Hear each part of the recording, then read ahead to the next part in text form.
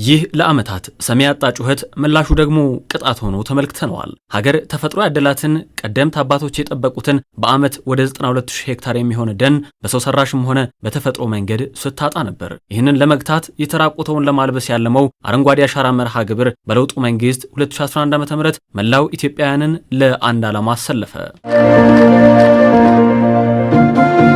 ይህ መጠነ ሰፊ የደን ማልበስ መርሃ ግብር በ2011 ዓ.ም በወቅቱ የማይቻል የሚመስል ግን ደግሞ ሆኖ የታየ የህዝብ ማዕበል ባጥለቀለቃት ሰኔ 22 2011 ዓ.ም 354 ሚሊዮን ችግኞች በአንድ ጀንበር ብቻ ተተከሉ። በዚህ የህዝብ ንቅናቄ በዚያው ዓመት ብቻ ቢሊዮን ችግኞችን በመትከል ምታታዊ ጉዟቸውን የጀመሩት ኢትዮጵያውያን እርግጥ ነው ተግባራቸው ሌሎች ዜጎችንም የማረከ ነበር። ለትውልድ የሚተላለፍ ይህ ተግባር በዋናነትም መዳረሻቸውን ኢትዮጵያ ያደረጉ የውጭ ዜጎችና የተለያዩ ሀገራት መሪዎችም በአዲስ አበባ አሻራቸውን ያኖሩበት ነው።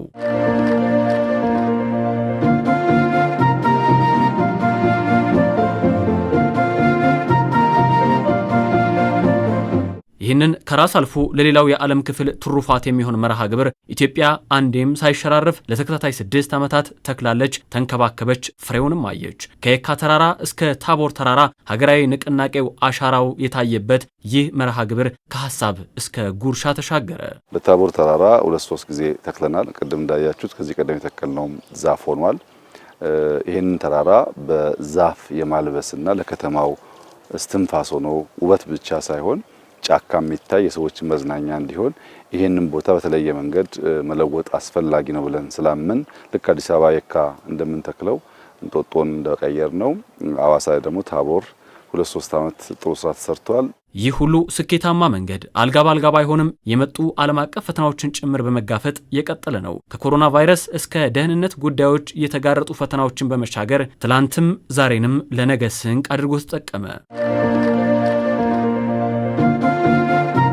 አንድ ብሎ በእጅ ቆጠራ የጀመረው የችግኝ ተከላ በቴክኖሎጂ በተደገፈ ቆጠራ በ6 ዓመታት ውስጥ ወደ 47 ቢሊዮን ችግኞች ስር መያዛቸውን አረጋግጧል። ይሄ ቁጥር እያንዳንዱ ጂኦ ሪፈረንስ ስላለው ልክ ሲተከል አውቶማቲካሊ ነው ዳታ የሚልከው በቴክስት እና ምንም የሚያሰጋ ዳታ አይደለም። አክሮስ ካንትሪ ሴት ወንዱ ትልቅ ትንሽ አዛውንት ህፃን ሳይል እየተከለ ነው ያለው። ሀገራዊ የደን ሽፋኑን ከነበረበት 17 በመቶ በጥቂት ዓመታት ወደ 23 በመቶ በማሳደግም ለራስ በረከት ለዓለም አቀፉ ማህበረሰብ ደግሞ ትምህርትም ልምድም በመሆን የኢትዮጵያ ልማት ብዝሃ ዘርፍ ለመሆኑ በምስክርነት ከፊት ተቀመጠ።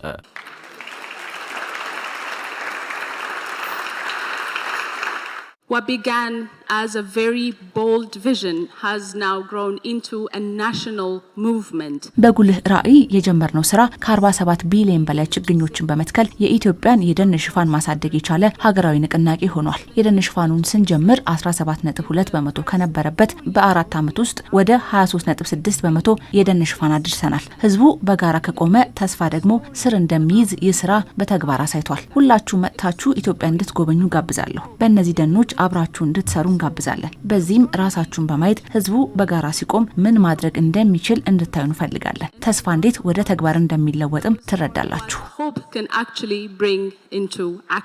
ኢትዮጵያ ልክ እንደቀደመው ሁሉ አፍሪካዊ ተምሳሌትነቷን ዛሬም ያስቀጠለችበት ሆኖ በዓለም አደባባይ የትርክቱ አካል በመሆን ቀርቧል። ዓለም ለአየር ንብረት ለውጥ በሰጠችው አናሳ ትኩረት እየተገረፈች ነው የሚለው እንደ ሪፓወር አፍሪካ ያሉ ተሟጋች ድርጅቶችም ለምላሹ ማጣቀሻ ኢትዮጵያን ከፊት እያስቀመጡ ነው።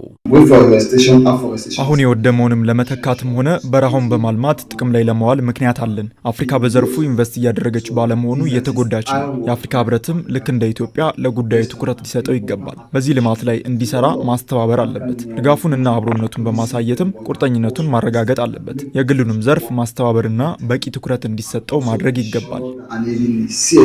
ይህንን ፈለግ በርካታ ሀገራት እየተከተሉት ሲሆን ጅምሩን እውቅና ከመስጠት ባሻገር ሁለንተናዊ ድጋፍ መደረግ እንዳለበት የሚመክሩም አሉ። ኢትዮጵያም በክረምቱ የአረንጓዴ አሻራ መርሃ ግብር መቋጫ ሌላ ብስራት ከመደርደሪያው ታስቀምጣለች። የግሪን ሌጋሲ የመጨረሻው ዓመት በመጀመሪያው ዕቅዳችን መሰረት የሚቀጥለው ክረምት ነው። በሚቀጥለው ክረምት የግሪን ሌጋሲን ሙሉ በሙሉ ካሳካን በኋላ ኢትዮጵያ ለመጀመሪያ ጊዜ ከየትኛውም ሀገር ስንዴ በእርዳታ የማትወስድ መሆኑን ለዓለም እናበስራለን። ዛሬን በአግባቡ በመጠቀም በአየር ንብረት ጥበቃ ለመጪው ትውልድ ጥሪት ማስቀመጥ እንደሚቻል ማሳያ የሆነው የኢትዮጵያ አረንጓዴ አሻራ ትርፉ በብዙ የሚመነዘር በመሆኑ ዛሬ ፈለጉን የሚከተሉት በርካቶች ሆነዋል።